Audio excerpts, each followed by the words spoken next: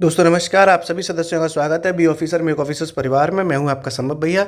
UP PCS mains की भी हमने एक क्लास स्टार्ट कर दी और पहला जो सबसे पहले क्लास ली है हमने वो जीएस पेपर 5 की ली है, क्योंकि पेपर 5 एक नया सब्जेक्ट है। अभी इसको 1-2 साल ही हुई है ऐड हुए, तो लोगों का ये कंटेंट रेडी नहीं है। तो हमने सोचा लाओ हम करवाते हैं रेडी, हंसते मुस्कुराते हुए मज़े मारते हुए आपको पूरा पेपर 5 करवा भी देंगे और आपको पता भी नहीं चलेगा।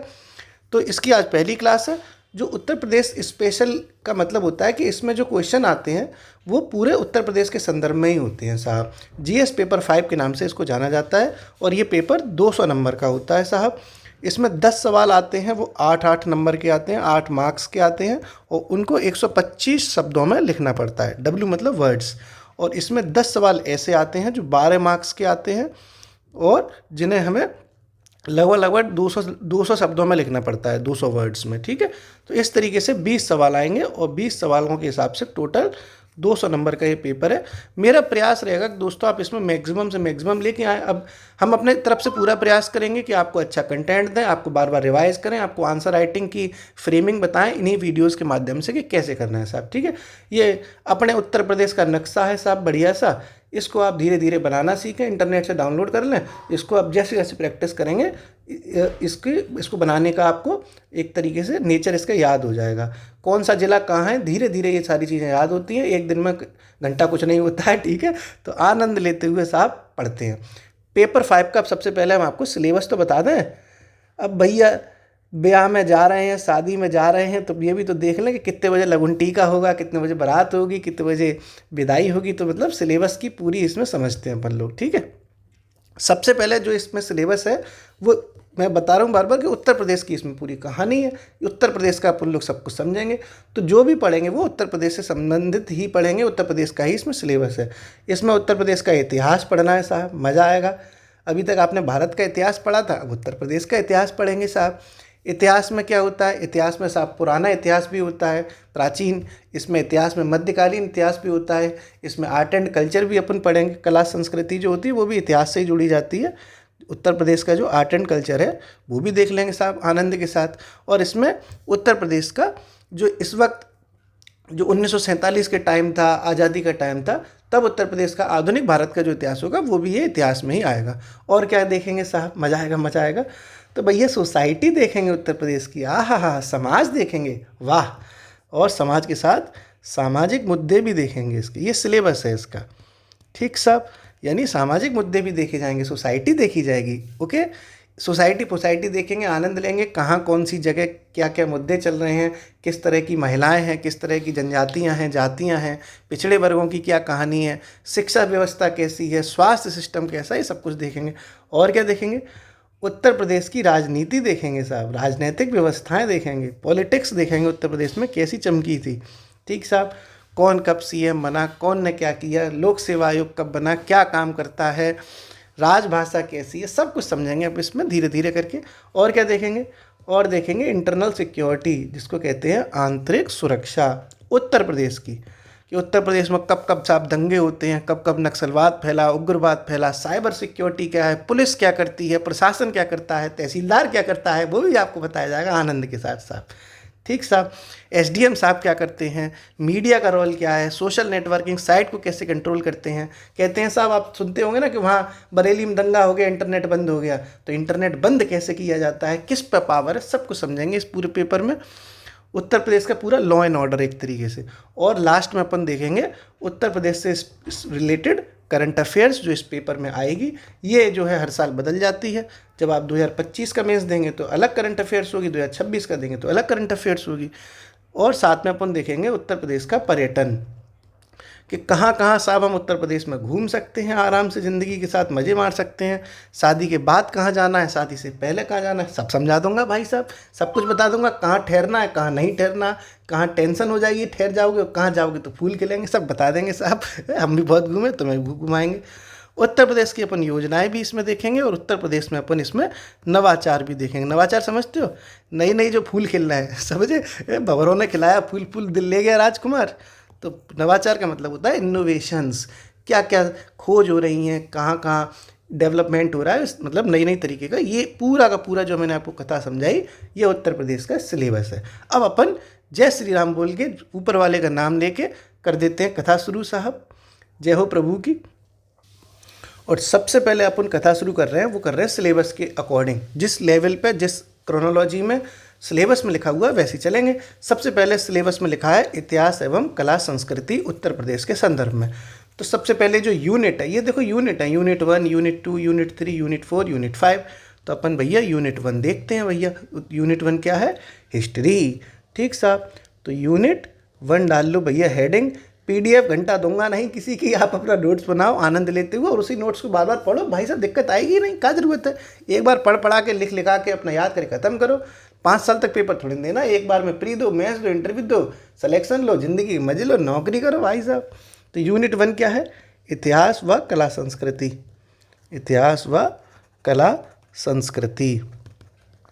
अब देखो इसमें हम अलग अलग पेपर होते हैं दोस्तों। इसमें जो पेपर 5 है ये मैं आपको क्वेश्चन आंसर के प्लेटफॉर्म की तरह कराता रहूँगा, मतलब क्वेश्चन आंसर के फॉर्म में। जब मैं और दूसरे पेपर कराऊंगा, मुझे जितना अच्छा लगता है, मैं मतलब मुझे जो सही लगता है, अच्छा लगना नहीं, जो मुझे सही लगता है, क्योंकि जिससे आपके ज़्यादा से ज़्यादा मार्क्स आएँ उस लेवल पर मैं अलग अलग पेपर को कराऊंगा। ये पेपर 5 है और इसमें मैंने डिसीजन लिया है, हमारी पूरी टीम ने डिसीजन लिया है कि ये वाला जो पेपर है वो क्वेश्चन आंसर प्लेटफॉर्म में होना चाहिए। क्यों होना चाहिए? इसके पीछे रीज़न है, क्योंकि इसमें आपको क्वेश्चंस के आंसर देने हैं मेंस में। ठीक है, बहुत कथा समझनी नहीं है क्योंकि इसका सिलेबस बहुत बड़ा नहीं है। क्वेश्चन आपको मिल जाएंगे जो हम कराएंगे, आप देख लेना जब आप पेपर देने जाओगे, जो मैं क्वेश्चन करा रहा हूँ आपको मिल जाएंगे साहब। ठीक है, क्वेश्चन नंबर 1, इसका आंसर मैं आपको पूरा दूंगा। कैसे इसकी प्रस्तावना यानी भूमिका लिखेंगे, कैसे इसकी मेन बॉडी लिखेंगे, क्या कंक्लूजन होना चाहिए, कहाँ मैप बनना, सब कराएंगे साहब आनंद के साथ। पहली जो क्वेश्चन है साहब वो है, देखो मैं शॉर्ट में लिख रहा हूँ, यूपी मतलब उत्तर प्रदेश, क्योंकि टाइम बचाना है अपना भी और आपका भी। ठीक है, यूपी की यानी उत्तर प्रदेश की पाषाणकालीन संस्कृति लिखते जाओ साहब। यूपी की पाषाणकालीन संस्कृति का संक्षेप में वर्णन कीजिए। इस तरह के क्वेश्चन आ जाते हैं, करो साहब वर्णन कीजिए। ठीक है, एक क्वेश्चन तो ये हो गया, और सेम यही आंसर एक क्वेश्चन में और लगा सकते हैं। वो क्या हो जाएगा? क्वेश्चन यही रहेगा, आंसर सेम रहेगा। ठीक है, क्वेश्चन मतलब अलग अलग तरीके से भी पूछा जा सकता है, जैसे ये पूछ लिया या ये वाला नया वाला पूछ लें, आंसर सेम ही लिखना है। इसलिए एक ही क्वेश्चन मतलब एक ही आंसर हम कई कई अलग अलग क्वेश्चनों में दे सकते हैं। जैसे क्वेश्चन जो है वो है प्राचीन उत्तर प्रदेश के प्राग ऐतिहासिक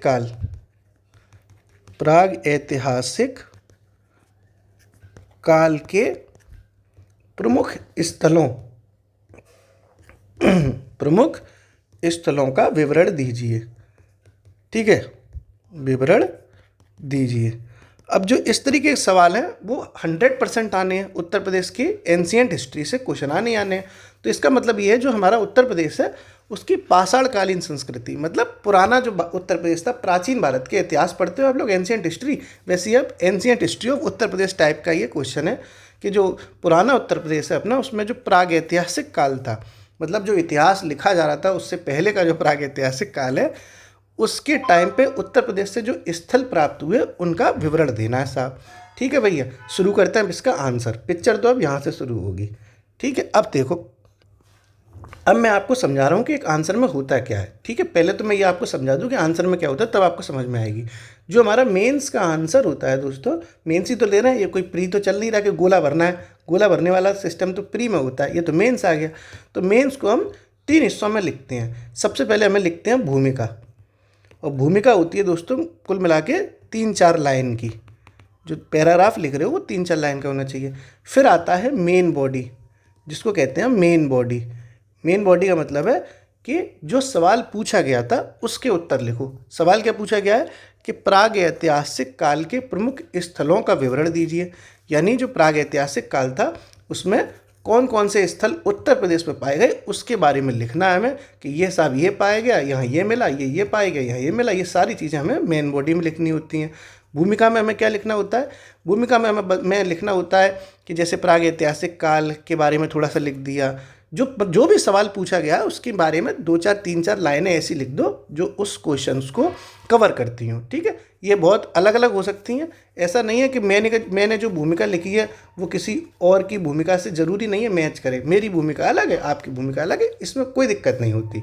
मेन बॉडी में क्या होता है, मैंने आपको बता दिया कि मुख्य चीज़ें जो पूछी गई हैं वो लिखनी है, और लास्ट में लिखा जाता है कॉन्क्लूज़न। कई लोग कॉन्क्लूज़न छोड़ देते हैं लिखना क्योंकि टाइम कम पड़ जाता है, लेकिन भैया कॉन्क्लूज़न लिखना है। क्यों लिखना है? अब तुम यार ये मान के चलो कि जे एक दूल्हा है, क्या है, दूल्हा, आए हम बाराती, बारात लेके जाएंगे दुल्हन को अपनी साथ लेके, तो मान लो ये दूल्हा है, ठीक साहब। अब ये इसका सेहरा लग गया यहाँ पे, यहाँ इसने शेरवानी पहन ली और नीचे इसने जूतियाँ पहनी ही नहीं। मतलब समझ रहे हो, दूल्हा जिसने सब कुछ रेडी रखा किया, अपना अपने को पूरा सजा लिया, लेकिन लास्ट में चप्पलें, जूते या जूतियाँ पहनी ही नहीं, तो कैसा दूल्हा लगेगा? अधूरा दूल्हा लगेगा कि चूतिया दूल्हा लगेगा, है कि नहीं? जब नंगे पैर दूल्हा थोड़े जाएगा चूतिया बन के, है कि नहीं? तब दूल्हा दूल्हा नहीं लगेगा, चूतिया लगेगा। तो तुम्हारा आंसर बिना कॉन्क्लूजन के चूतिया जैसा लगेगा। तो वो नंबर कितने देगा तुम्हें? 10 में से 2, क्योंकि वो आंसर वाला तो देखता है ना, जो आंसर कॉपी चेक कर रहा है भैया वो है प्रोफेसर साहब, उन्हें चाहिए आप एकदम परफेक्ट दूल्हे, और तुम चूतिया दूल्हे बन के जाओगे तो तुम्हारे नंबर उड़ा दिए जाएंगे। ठीक है, तो अपन सबसे पहले भूमिका लिखते हैं, फिर मेन बॉडी लिखते हैं और कॉन्क्लूजन लिखते हैं। ठीक साहब, अब अपन इस वाले क्वेश्चन को सॉल्व करने की कोशिश करते हैं। धीरे धीरे इसमें हम स्पीड लाएंगे, आज पहली क्लास है इसलिए हम बहुत धीरे धीरे आपको बता रहे हैं, इसमें धीरे धीरे तेजी आएगी साहब। ठीक है, भूमिका क्या लिखनी है? भूमिका इस तरीके से लिखते हैं हम कि इस वाली चीज़ के बारे में जो पूछा गया है उसके बारे में थोड़ा थोड़ा हम उनको एग्जामिनर जो हमारी कॉपी चेक कर रहा है उसको एक आइडिया दे दें कि हाँ साहब हमें कुछ आता जाता है, आप हमें चूतिया मत समझो। ठीक है, तो लिखो साहब, क्या लिखेंगे? देखो पूरा पाषाण काल की बात हो रही है, पाषाण काल, प्रागैतिहासिक काल, तो लिख दो भाई साहब कि देखो कोई भी पैराग्राफ लिखते हैं तो क्या कैसे लिखते हैं भैया? कुछ जगह छोड़ के यहाँ से लिखते हैं। कई लोग तो यहीं से लिखना घिचर घिचर चालू कर देंगे, जो गलत तरीका है। थोड़ा सा स्पेस छोड़कर पैराग्राफ लिखा जाता है। और लिखिए साहब कि पुरा पाषाण काल में, लिखो पुरा पाषाण काल में। ठीक है, अब देखो आप जानते होंगे कि जो पुराना उत्तर प्रदेश हो चाहे पुराना भारत, तो पुरा पाषाण काल के टाइम पे लोग कहाँ रहते थे? जितने लोग हैं वो नदी किनारे रहते थे, गुफाओं में रहते थे। ठीक है, और खाना कैसे खाते थे? शिकार करके खाते थे। सब जानते हो कि नहीं जानते? तो यही सब बातें लिखनी होती हैं स्टार्टिंग में। तो लिख दो पुरा पाषाण काल में मानव नदियों के किनारे, नदियों के, मैं आपके साथ लिख रहा हूँ ताकि आप मेरे साथ साथ लिख सकें। नदियों के किनारे गुफा में रहता था, नदियों के किनारे गुफा में रहता था और शिकार करके भोजन का संग्रह करता था, भोजन का संग्रह करता था। ठीक है, ये तो आपने हल्की सी इसमें आइडिया दे दिया। ओके, अब देखो ये तो बेकार की कथा लिखी है हमने, इसका कोई मतलब तो है नहीं, लेकिन भूमिका में ऐसी चीज़ें आपको लिखनी पड़ेंगी। ठीक है, मेन बॉडी जो होती है उसमें आपको ऐसे ऐसे बुलेट पॉइंट देने पड़ेंगे कि एग्जामिनर आपका पढ़ के खुश हो जाए। अब देखो, अब क्योंकि बात उत्तर प्रदेश की हो रही है तो थोड़ा सा हम भूमिका में उत्तर प्रदेश का भी जिक्र कर देते हैं साहब। ओके, तो लिखो साहब। ठीक है, अब ऐसे आगे बढ़ो। ठीक है, इसमें इस युग के कौन सा युग? जो पाषाण काल वाला युग है ना, वो इस युग के अनेक स्थल यूपी से प्राप्त हुए। यूपी मतलब उत्तर प्रदेश, यूपी से प्राप्त हुए, जिसमें अब देखो जिसमें क्या चीज़? देखो उत्तर प्रदेश के बारे में अगर आपने थोड़ा बहुत पढ़ा हो और इतिहास में आपने पढ़ा हो तो एक बेलन घाटी शब्द सुना होगा अपना, बेलन घाटी। बेलन घाटी जो है वो उत्तर प्रदेश से संबंधित है और वो एक प्रागैतिहासिक कालीन स्थल है, यानी पाषाण कालीन संस्कृति का हिस्सा है। तो इस युग के अनेक स्थल उत्तर प्रदेश से प्राप्त हुए, जिसमें बेलन घाटी प्रमुख है, बेलन घाटी प्रमुख है। ओके, तो ये आपने हल्की सी आपने थोड़ा सा आइडिया दे दिया कि उत्तर प्रदेश के बारे में भी लिख दिया और पुरा पाषाण काल के बारे में भी लिख दिया। ठीक है, अब देखो आपका क्या है, मेंस आप जब दे रहे हो तो आपने जब बेलन घाटी वर्ड लिखा, इसको आप अंडरलाइन करना जब भी आप आंसर लिखो, कि आपकी जो बेलन घाटी वर्ड है वो एग्जामिनर को एग्जैक्टली अलग से दिखाई दे, क्योंकि वो थोड़ा अंडरलाइन था। ठीक है, अब आप देखो कई लोग क्या करते हैं, इसी में आगे कथा बढ़ा देते, लेकिन मेरा मानना है कि पूरा ये जो भूमिका है वो 4-5 लाइन से ज़्यादा तो किसी कीमत पे नहीं होनी चाहिए। ये भी ज़्यादा हो गई, इसमें भी थोड़ा सा कम कर सकते थे हम, लेकिन 4-5 लाइन हो जाएंगी तो कोई बात नहीं है, क्योंकि मैं बहुत बड़ा बड़ा लिखता हूँ, दूर दूर लिखता हूँ, इसलिए 5 लाइन हो गई, नहीं तो ये 4 लाइन में भी समेटा जा सकता है। अब देखो दोस्तों, अब मेरा मानना क्या है, मैं आपको मेंस की राइटिंग की पूरी फ्रेमिंग करा रहा हूँ। अब आपने बेलन घाटी लिखी तो यहाँ लिख सकते हो आप बेलन घाटी के खोज करता। ठीक साहब, ये आपको अलग से मैंने इसलिए लिखवाया क्योंकि एग्जामिनर को अलग से दिखाई भी दे। बॉक्स बना बना के आप पॉइंट में चीज़ें लिखोगे तो एग्जामिनर को ज़्यादा दिखाई देगा। अगर यही वाली बात अगर आप इसी पैराग्राफ में आगे लिख देते तो एग्जामिनर सोचता है कौन इतना बड़ा पैराग्राफ पढ़ा है, ससुर टाइम ही नहीं है, उसे अपनी रात में अपनी जाना है भैया, बीवी बच्चों के संग खेलने, करवा चौथ भी मनानी है उसे, तुम्हारा जब वो पूरा पैराग्राफ पढ़ेगा कि अपनी ज़िंदगी जिएगा, तो उससे अलग से कुछ मेहनत ना करनी पड़े।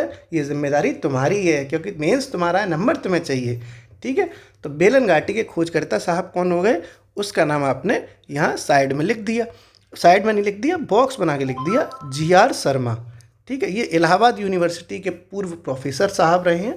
आप चाहें तो ब्रैकेट में लिख सकते हैं, नहीं चाहें कोई बात नहीं है। तो ये चीज़ आपने बॉक्स में लिख दी, बॉक्स में लिख दी तो एग्जामिनर को अलग से दिखाई भी दे रहा है साहब। हा, अब वो सोच रहा है कि भैया क्या बात है, हा, इसे बेलन घाटी खोज करता पता है, क्या बात है, ये तो आइंस्टीन की औलाद है भैया, इसे सब पता है। तो आपका इंप्रेशन अच्छा हो जाएगा। First impression is last impression, आपने सुना होगा। ठीक है, तो आपने थोड़ा सा यहाँ पर क्या दे दिया, उसको इशारा कर दिया इस बॉक्स को बना के कि जो इस बेटा जो ये आंसर लिख रहा है ना, वो लिबर करने वाला इंसान नहीं है, वो तुक्का मार के प्री पास नहीं करके आया, उसको सब पता है कि बेलन घाटी प्रागैतिहासिक काल का स्थल है जिसकी खोज GR शर्मा ने की। इसी को देखकर कॉपी चेक करने वाला एग्जामिनर समझ जाएगा कि भाई साहब जिस लड़के या जिस लड़की की ये कॉपी है वो होशियार है, वो समझदार है, वो SDM बनना डिजर्व करता है क्योंकि उसको कुछ अलग दिखाई दिया। ठीक है, अब अपन आएंगे मेन बॉडी की तरफ। मेन बॉडी में शुरू करते हैं अपन ने इंट्रोडक्शन दे दिया। ठीक साहब, पूछा क्या था इसमें, देखो इसमें पूछा है प्रागैतिहासिक काल के प्रमुख स्थल। तो अब अपन मेन बॉडी के लिए यहाँ लिख सकते हैं ऐसे, ठीक है, कि प्रागैतिहासिक काल के प्रमुख स्थल, प्राग गलत लिख गया है ना थोड़ा सा, प्रागैतिहासिक गलत लिख गया, प्रागैतिहासिक अभी भी गलत लिख गया, ससुर, प्रागैतिहासिक अब सही लिखा है। अब बताओ, प्रागैतिहासिक काल के प्रमुख स्थल। अब जो पूछा है बस उसी का आंसर दे, तो तुम ज़्यादा लिबर करनी नहीं है। मेन बॉडी में बुलेट पॉइंट में लिखा जाता है, मैं आपको बता दूं, बुलेट पॉइंट में जो स्थल हैं, क्योंकि आप देखो स्थल का विवरण देना था, ठीक है ना, विवरण पूछा क्या था, प्रमुख स्थलों का विवरण। तो स्थल बता दो कौन सा है और थोड़ी उसकी लोकेशन और उसके बारे में हल्का हल्का बता दो साहब।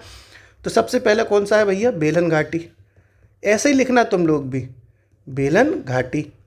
ठीक है साहब, बेलन घाटी के बारे में तुम कुछ भी लिख दो जो तुम्हें पता हो, और तुम्हें नहीं पता तो हम बता रहे हैं। अब जैसे यही सबसे पहले बताना है कि जो बेलन घाटी का बेलन कहाँ बज रहा है, मतलब है कहाँ पर ये, तो लिख दो वर्तमान प्रयागराज। जो इलाहाबाद का अभी का हिस्सा है वो कभी बेलन घाटी हुआ करता था, तो वर्तमान प्रयागराज में। ठीक साहब, आपने लोड़ी लोकेशन दे दी। और क्या क्या यहाँ पर, तो जो पुरापाषाण काल की अवस्थाएं होती हैं, पुरापाषाण काल की 3 अवस्थाएं, निम्न पुरापाषाण काल, उच्च पुरापाषाण काल, मध्यम पुरापाषाण काल, वो तीनों ही अवस्थाएं यहाँ पर मिली हैं साहब। तो पुरापाषाण काल की तीनों अवस्थाओं की उपस्थिति है यहाँ पर, तीनों अवस्थाएं। ये आप जानते ही होंगे कि जो 3 स्टेजेस थी पुरापाषाण काल में, थी ना, उच्च वाली, मध्य वाली, निम्न वाली अवस्थाओं की, तीनों अवस्थाओं की यहाँ उपस्थिति मिली है बेलन घाटी में। जो इलाहाबाद में जो बेलन घाटी मिली है उसमें पुरापाषाण काल की तीनों अवस्थाएं थी। तीनों अवस्था समझ गए आप, मैं यहाँ साइड में लिखवा दे रहा हूँ, उच्च पुरापाषाण काल, मध्य पुरापाषाण काल और निम्न पुरापाषाण काल। देखो ये बेलन घाटी में आपने लिख दिया। आप बुलेट पॉइंट्स में लिखते जाना, अगर आप पूरा पैराग्राफ में लिखोगे तो आप पूरा कर ही नहीं पाओगे। और क्या क्या देखो बेलन घाटी में मिला, तो यहाँ पर मातृ देवी की मूर्ति भी मिली है। जो मातृ देवी है ना, तो मातृ देवी की प्रतिमा भी यहाँ पर मिली है बेलन घाटी में। तो मातृ देवी की मूर्ति यहाँ मिली है साहब। कुछ औजार मिले हैं दोस्तों, सही बताऊँ, एक कॉमन लगा लो, हर जगह यही सब कुछ मिला है। मैंने मेंस दिए, मुझे पता है हर जगह यही घुसड़ देते हैं हम कि साहब औजार मिले हैं, कि साहब वहाँ पे ये मिला है वो मिला है, तो सारी चीज़ें वही सी हैं लौट फेर के। जैसे मान लो अगर आप लिख दोगे कि हड्डी मिली है, तो हर एक जगह हड्डी मिली है, क्या दिक्कत है, कॉमन चीज़ें लिख दो। जब तुम्हें एग्जैक्टली नहीं पता तुम लिख दो साहब अस्थि निर्मित उत्पाद मिले हैं। तो ऐसी कौन सी जगह है जहाँ पर अस्थि निर्मित उत्पाद ना मिले हों, हर जगह मिले हैं, तो लिख दो हर एक जगह, क्या दिक्कत है, टेंशन लेनी ही नहीं है ससुर। ऐसी ऐसी बातें लिखो कि एग्जामिनर को लगे हाँ हाँ मिला तो है ही, और उसे ये भी लगे इसको पता है, वाह वाह वाह। तो बस यही मेंस के चीट कोड होते हैं, इसमें कुछ भी अलग से दिमाग लगाना है ही नहीं। तो लिख दो साहब अस्थि निर्मित, अस्थि निर्मित, अस्थि निर्मित क्या कहा था मैंने, औजारों की प्राप्ति। ठीक है, औजारों की प्राप्ति हो गई। ये आपने 2-3 चीज़ें आपने साहब बेलन घाटी में लिख दी, इतना बहुत है, क्या ज़रूरत है कि नहीं, इतना बहुत है साहब। ओके, अब अगला देखो, अब एक ही चीज़ में ज़्यादा थोड़ी लिखना, और भी चीज़ें तो लिखनी है। तो अपन अगला देखते हैं साहब। जो अगला देखते हैं तो आपको पता चलेगा एक सराय नाहर नाम की जगह है, सराय नाहर। ठीक है, तो सराय नाहर जैसे ये बेलन घाटी है, ऐसे ही एक सराय नाहर भी है, वो भी उत्तर प्रदेश का एक प्रागैतिहासिक काल स्थल है। तो सराय नाहर, इसकी भी आप लिख दो साहब लोकेशन सबसे पहले। तो सराय नाहर जो पड़ता है वो पड़ता है प्रतापगढ़ एरिया में। कहाँ पड़ता है, प्रतापगढ़ एरिया में। तो प्रतापगढ़ क्षेत्र में, बस इतना ही आपको लिखना है, प्रतापगढ़ क्षेत्र में। अब देखो आपको सराय नाहर के बारे में मैं कुछ एक्स्ट्रा अच्छी चीज़ें बताता हूँ। देखो ये तो आपको तैयारी तो कर रहे हो, तो मैं आपको कुछ अच्छा अच्छा बताऊँगा। जैसे सराय नाहर में लोग क्या करते थे, टेम्परेरी निवास बनाते थे, अस्थाई। ये जो अस्थाई निवास का मतलब है कि इनके जो घर थे वो बंजारे जैसे घर थे, कि आज यहाँ पे साहब डोरी डंडा डाल लिया, यहीं त्रिपाल बिछा ली, यहीं हो गया काम, कल को बरसात हो गई तो दूसरी जगह चले गए। जो बंजारे लोग आप देखते होंगे ना, वैसे लोग आपके सराय नाहर में थे, जो कहाँ पर था, प्रतापगढ़ में। ठीक है, तो सबसे पहले क्या मिला हमको, अस्थाई निवास। ठीक है साहब, तो लिख लो भैया, और भी चीज़ें बता रहा हूँ साथ में लिख लेंगे, या लिखते चले जाओ साथ में, टाइम कम लगेगा। तो क्या मिला, अस्थाई निवास। कहाँ पर मिला है, सराय नाहर में, अस्थाई निवास। आगे आप चाहो तो ऐसे भी लिख सकते हो, अस्थाई निवास के साक्ष्य, और अच्छा लगता है ऐसे देखने में। ठीक है, तो आपको एक तो सराय नाहर में ये मिला है, और क्या क्या मिला है साहब, तो कुछ यहाँ पर चूल्हे मिले हैं। चूल्हा होता है चूल्हा, चूल्हे। तो साहब ऐसे चूल्हे मिले हैं जो गड्ढे में बनाए गए थे, गड्ढा खोद के चूल्हे बनाए गए। ठीक है, तो 8 ऐसे चूल्हे मिले हैं, तो उनको कहते हैं गर्त चूल्हा। गर्त मतलब गड्ढा। तो 8 गर्त चूल्हों की उपस्थिति यहाँ पर देखी गई है। 8 गर्त चूल्हों की उपस्थिति भी देखी गई है सराय नाहर में। सराय नाहर कहाँ पड़ता है, प्रतापगढ़ क्षेत्र में पड़ता है। और दोस्तों क्या मिले हैं यहाँ पर, 15 लाश मिली थी। लाश, लाश मतलब शव होते हैं ना, शव, हिंदी में लाशों को शव कहते हैं, शव। तो ऐसे शवाधान, देखो शव से बन जाता है शवाधान। शवाधान मतलब दफनाया गया है, जो लाश होती है उसको दफनाया गया है। और इन जो लाशें हैं ना, ये वाली, वो ऐसी लाशें हैं जिनका सिर तो जो है पश्चिम की तरफ है। कहाँ है, पश्चिम की तरफ। और जो इनका पैर है, भाई लाश होगी तो उसका पैर भी तो होगा, तो पैर वो है कहाँ हो जाएगा, जब सर पश्चिम की तरफ है तो पैर कौन सी दिशा में होगा, उत्तर में थोड़े हो जाएगा, घुमा के थोड़े, बॉडी को घुमा के थोड़े डाल देंगे। तो भैया सर जब पश्चिम में है तो सीधी सीधी बॉडी है, तो पैर पूरब में हो जाएंगे सीधे सीधे। तो 15 ऐसे समाधान मिले जिनका सर पश्चिम में है और पैर पूरब में है, वो कहाँ मिले हैं, सराय नाहर में। तो ये कुछ स्पेशल चीज़ है, वो भी मैं आपको बता देता हूँ। तो लिख लो साहब, 15 समाधानों के साक्ष्य मिले। ठीक है, ये किस में भूला है, उत्तर प्रदेश के पाषाणकालीन संस्कृति में अपन लिखते जा रहे हैं, जो स्थल प्राप्त हुए हैं, सबूत भी दे रहे हैं हम कि देखो ये चीज़ें, 15 समाधानों के साक्ष्य। और मतलब इसी में लिख लो, यहाँ पर ब्रैकेट में लिख दो या कैसे भी लिख दो, या जिसमें लिख करके लिख दो, 15 समाधानों के साक्ष्य। सर मतलब सिर पश्चिम की ओर व पैर पूरब की ओर। ये आपने देखो सराय नाहर के बारे में बता दिया। ठीक साहब, ओके, ये भी आपने समझ लिया। अब आगे देखते हैं। देखो अगर आप बहुत सारी चीज़ें एक ही चीज़ में लिखते चले जाओगे तो आपका पेपर छूट जाएगा। हमें क्या बताना है, विवरण देना है, विवरण। अलग अलग जो क्वेश्चन क्या था वो क्या था, प्रागैतिहासिक काल के प्रमुख स्थलों का विवरण दीजिए या पाषाणकालीन संस्कृति का संक्षेप में वर्णन कीजिए। तो यही हम कर रहे हैं साहब। तो संक्षेप में जो वर्णन करता है मतलब एक आपने स्थल बताया, उसके बारे में 2-3 चीज़ें बता दी। ऐसे आपने सराय नाहर के बारे में 2-3 चीज़ें बता दी। अब स्थल ज़्यादा बढ़ाओ जिससे एग्जामिनर को लगे कि यार इसको कई सारे स्थलों के बारे में पता था। तो ऐसे ही एक स्थल पड़ता है दोस्तों दमदमा। दमदमा ये उत्तर प्रदेश में है और दमदमा नाम का स्थल भी प्रागैतिहासिक कालीन स्थल है साहब। ओके, दमदमा भी दोस्तों प्रतापगढ़ में ही है। कहाँ है? प्रतापगढ़ में। आज पहला दिन है इसलिए मैं आपको थोड़ा टाइम ज़्यादा लग रहा है समझने में। जब आप 1-2 दिन में समझ जाओगे तो आपको बस आंसर फ्रेमिंग करनी है और आंसर रटना है, आंसर राइटिंग करनी है, काम खत्म। दमदमा भी कहाँ पड़ता है? प्रतापगढ़ में। तो ऐसे ब्रैकेट में नहीं लिखना, ऐसे ही लिखो, ठीक है। वर्तमान प्रतापगढ़ में, वर्तमान प्रतापगढ़ में। ओके, ये भी आपने लिख लिया। अब वही आपको कि साहब दमदमा से क्या मिला है वो चीज़ें भी लिखते चले जाओ। तो यहाँ पर जो दमदमा है यहाँ से साहब जैसे देखो यहाँ 15 समाधान मिले हैं तो दमदमा से 41 समाधान मिले हैं। कितने? 41 समाधान, ठीक है। तो 41 समाधानों के साक्ष्य मिले हैं यहाँ से। कहाँ से? दमदमा से। ये दमदमा है साहब, दम मारो दम है, बोलो कृष्णा बोलो राम है, दम मारो दम। गाना सुना आपने?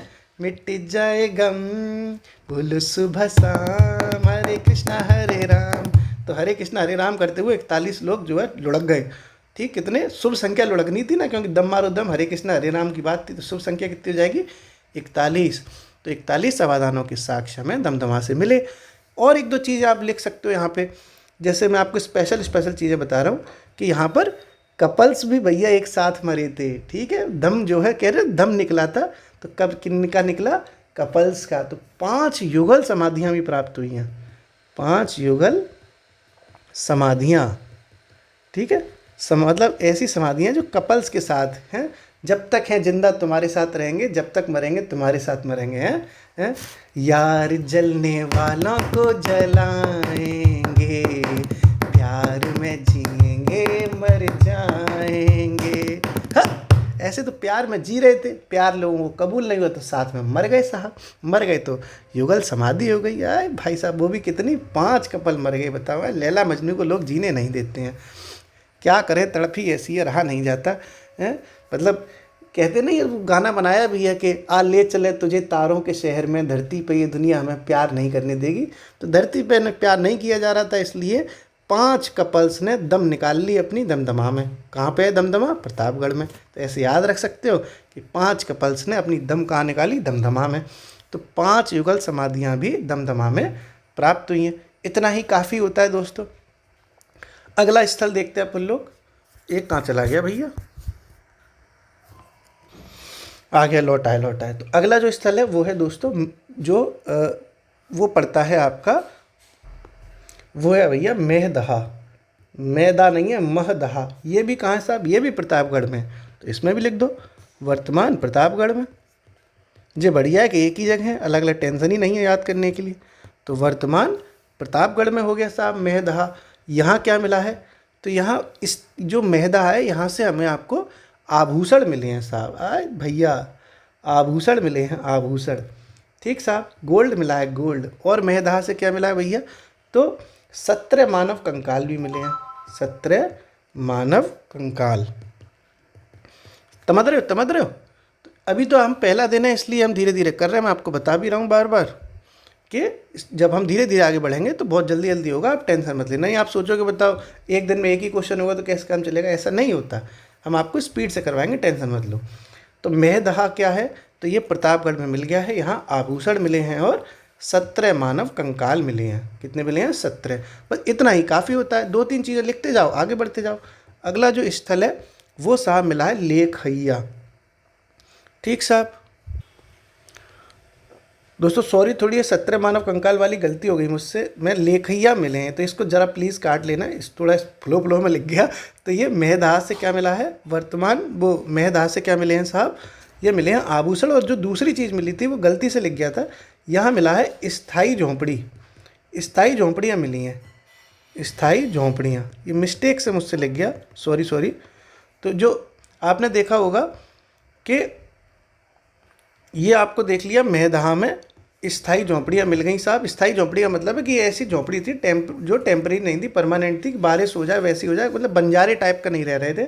जैसे बंजारे थे कि यहाँ से वहाँ, वहाँ से यहाँ, मेहदहा में लोग परमानेंट रहते थे साहब। ठीक है, जो मेहदहा कहाँ पड़ता है? प्रतापगढ़ में। जहाँ कहाँ मिले, जहाँ क्या मिला है? आभूषण मिले हैं। एक जगह और है, वो है लेखैया। लेखैया, ये जो लेखैया है दोस्तों, ये पड़ती है आपकी मिर्ज़ापुर में। कहाँ पड़ती है? मिर्ज़ापुर। तो वही आप लिख दोगे साथ में कि ऐसे इस तरीके से मिर्ज़ापुर। ठीक साहब, वर्तमान मिर्ज़ापुर में है। यहाँ मिले हैं 17 मानव कंकाल। ठीक है, 17 मानव कंकालों के साक्ष्य कहाँ मिले हैं? लेखैया में। लेखैया हो गया। अब देखो हम लोग मेन बॉडी में लिख रहे हैं। अब देखो जो एग्जामिनर आपकी कॉपी चेक करेगा उसे लगेगा यार इन्हें कितना कुछ आता है, इसने कितना अच्छा डिज़ाइन भी कर दिया। ठीक साहब, ये जो फ्रेमिंग है, ये मैंने ऐसे ऐसे बुलेट पॉइंट्स बताए, ये अलग अलग तरीके से भी की जा सकती है। जैसे हमने इस क्वेश्चन में ऐसी फ्रेमिंग करी, जो अगला क्वेश्चन आएगा उसमें फ्रेमिंग दूसरे तरीके से करेंगे। लेखैया के बाद जो अगला स्थल है दोस्तों, वो भी अपन देखते हैं, और वो है आपका जो है चौपानी, मतलब कोल्डी हवा के नाम से। कोल्डी हवा, आपने ये सारी चीज़ें एंशियंट हिस्ट्री में पढ़ी भी होंगी। कोल्डी हवा, डा है ये। ठीक है, कोल्डी हवा। जो कोल्डी हवा है वो अपना इलाहाबाद में पड़ता है। ठीक साहब, प्रयागराज के में पड़ता है। और यहाँ से कोल्डी हवा से हमें क्या मिले हैं, आप लोगों को पता भी होगा बहुत अच्छे से। यहाँ से धान की खेती के साक्ष्य मिले हैं। धान की खेती के साक्ष्य मिले हैं साहब कोल्डी हवा से। ठीक है, तो ये अब आप अपना जो है काफ़ी कुछ लिख चुके हो, इतना ही काफ़ी होता है। एक आध स्थल और देख लेते हैं, जैसे लहरा देव। आपने खूब सुना होगा लहरा देव। लहरा देव कहाँ पड़ता है? ये पड़ता है संत कबीर नगर में। संत कबीर नगर में। यहाँ से क्या मिला है? तो आपने इतिहास में पढ़ा भी होगा कि लहरा देव से प्राचीनतम कृषि के साक्ष्य मिले हैं। प्राचीनतम कृषि के साक्ष्य कहाँ से मिले हैं? लहरा देव से। ठीक साहब, और लहरा देव कहाँ पड़ता है? संत कबीर नगर में। तो आपने ये जो स्थल लिख दिए, ये इतने काफ़ी लिख दिए। इतने अगर आप लिख आए ना तो धुआं मच जाएगा, समझ लो। इतना आपने अगर आपने मेन बॉडी में लिख दिया, ये बेलन घाटी के बारे में लिखा, सराय नाहर के बारे में लिखा, दमदमा के बारे में लिखा, मेहदहा के बारे में लिखा, लेखैया के बारे में लिखा, कोल्डी हवा के बारे में लिखा, लहरा दे, इतने में तो एग्जामिनर फूले नहीं समाएगा। आप देखेगा 10 में से 12 नंबर दे दूँ क्या ऐसे? मतलब अच्छे नंबर मिलेंगे। 10 में से आपको 12 तो छोड़, मतलब ये तो मैंने मजाक में कहा। देखो 10 में से अच्छे नंबर देखे जाते हैं। अगर आपको 10 में से नंबर, 10 का तो होता ही नहीं है, सॉरी 8 का होता है। 8 में से अगर आपको कोई 4 नंबर दे रहा है ना, तो बहुत अच्छे नंबर दे रहा है। और अगर 4.5 दे दिए तो आनंद ही आनंद आ जाएगा। तो अगर आपके, हमारा जो प्रयास है वो 4 से 4.5 के बीच में है कि आपको इतने नंबर मिलते रहें। अगर कोई उदारवादी प्रकृति का है तो 5 नंबर दे दे, मज़ा ही मज़ा आ जाएगा। ये तो मैंने आपको देखो दोस्तों इस क्वेश्चन का कंटेंट बताया कि कैसे क्या लिखा जाता है। अब मैं आपको एक एक्स्ट्रा एफर्ट बताऊंगा। मैंने आपको उत्तर प्रदेश का ये मैप बताया था, इस मैप को प्रैक्टिस करो। यहाँ जब आप लिखते जा रहे थे अपनी ये कहानी बेलन घाटी फेलन घाटी, तो यहीं आपको वो मैप बनाना है साइड में। मैंने यहाँ नहीं बनवाया क्योंकि मैं इतना अच्छा मैप बना नहीं पाता। मेरा मैप देखने के बाद तुम कहीं हंसते हंसते पागल हो जाते, इसलिए मैंने बनाया नहीं। भैया मेरी कला इतनी बुरी है कि मैं बता नहीं सकता तुम्हें। तो ये मैप आप अपना बनाना सीखिए, और इसी मैप पे आप रिप्रेजेंट करना। जैसे आपने ये लिखा है ना कि बेलन घाटी, ये लिखा, देखो ये लिखा है ना बेलन घाटी वर्तमान प्रयागराज में, ये लिखा है सराय नाहर प्रतापगढ़ में। तो आपको इसी में यहीं जैसे साइड में 2-3 हेडिंगों के बाद यहाँ मैप हल्का साइड में बना देना है। ठीक साहब, मैं आपको समझा ही तो रहा हूँ, पहली क्लास है तो मैं आपको सिर्फ समझा रहा हूँ। कल से हम जो होगी वो धीरे धीरे हम कंटेंट की तरफ बढ़ेंगे। आज मैंने सिर्फ समझाने का प्रयास किया है कि कैसे लिखना है। जैसे ये उत्तर प्रदेश का मान लो सड़ा सा मैप मैंने बना दिया, मैं बना नहीं पाता भैया, मैंने एक एग्जाम्पल दिया है। तो मान लो इधर की तरफ जो है, जैसे मान लीजिए यहाँ आपका ये हो गया प्रतापगढ़, तो यहाँ आप डाल देना सराय नाहर, सराय नाहर, यहीं लिखना दमदमा, दमदमा, और यहीं लिख देना आप साथ में मेहदहा। ठीक है, ऐसे आप यहाँ लिख दो साहब कि ये आपकी ये इलाहाबाद हो गया, तो यहाँ बेलन घाटी हो गई, यहाँ बेलन घाटी हो गई। ओके, यहाँ आपका इधर आपका जो है और भी चीज़ें हो गई, जैसे लेखैया हो गया भैया। ठीक साहब, यहाँ लेखैया हो गया। ऐसे आप डालते चलो साथ में, ये आपका और मेहदा, मतलब इस तरीके से आप जब मैप पे भी रिप्रेजेंट करोगे तो आपको आधा नंबर ज़्यादा मिल जाएगा। ठीक है साहब। तो यानी मैप आपको बनाना है, मैं आपको मैप की याद दिलाता रहूँगा, लेकिन मैं मैप आपके साथ बना नहीं पाऊँगा, क्योंकि अगर मैंने मैप बना दिया तो आपको मैप पैसे नक्शे पैसे भरोसा उठ जाएगा साहब, इतना बुरा मैप बनाता हूँ मैं। कोशिश करता हूँ मैं धीरे धीरे, पर यार हो नहीं पाता है मुझसे, पता नहीं क्यों, कौन सी मेरे हाथ हैं जो मैं मैप नहीं बना पाता। तो आप ये मैंने मैप दिया है, आप इंटरनेट से डाउनलोड करो इसको और इसको देखते जाओ, एक एक करके देखते जाओ कि कहाँ सहारनपुर है। ठीक साहब, कहाँ इसमें सहारनपुर है, कहाँ कौन सा ज़िला पड़ता है, वो धीरे धीरे आपको समझ में आ जाएगी। मैप के बिना आपको एक नंबर कम मिलेगा, ये बात सत्य है। मैप आपके बने होंगे तो आपको आधा एक नंबर ज़्यादा मिलता रहेगा। ये आपने देखो इसके आंसर की मेन बॉडी लिख दी। अब मैंने क्या कहा था, लास्ट में कंक्लूज़न लिखना होता है। मैंने कहा था कि लास्ट में कंक्लूज़न लिखना है, तो कंक्लूज़न की हेडिंग नहीं डलती है, हेडिंग नहीं डालनी है कंक्लूज़न की। क्लियर है, हेडिंग नहीं डालनी है, पहले ही बता रहा हूँ मैं, हेडिंग नहीं डालनी है। कंक्लूज़न बस आपने मेन बॉडी लिख दी। अब इसके बाद यहीं से आप कंक्लूज़न लिखना शुरू कर देंगे। क्या कंक्लूज़न है, कुछ भी लिख सकते हो आप कंक्लूज़न, जो आपको सही लिखे। ये कोई रटी राटाई बात नहीं है, अपने हिसाब से कुछ भी लिख दो। अतः उपरोक्त तथ्यों से यह प्रमाणित होता है, यह प्रमाणित होता है कि उत्तर प्रदेश की पाषाणकालीन संस्कृति